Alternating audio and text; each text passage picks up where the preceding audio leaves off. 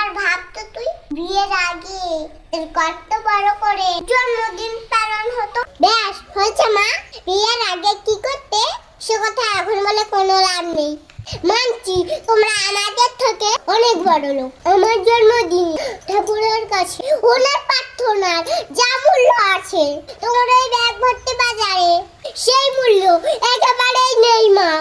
আরে খুকি, তুই এই হাওয়াতের লোকেদের জন্য আমার সাথে খারাপ ব্যবহার করছিস।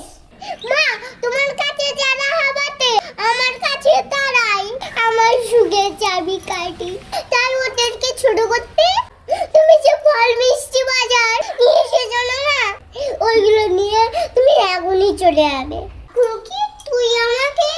হ্যাঁ মা, বলছি, কারণ তুমি আমার জন্মদিনে আশীর্বাদ আর আনন্দ দিতে আসোনি। তুমি এসেছো আমার পরিবারের মানুষগুলোকে অপমান করতে। ঠিক আছে, আমি চলে যাচ্ছি, আর আসবো আমি কোনো দিনের কারণে। আরে দাঁড়ান দাঁড়ান বিয়ান, থাক মা।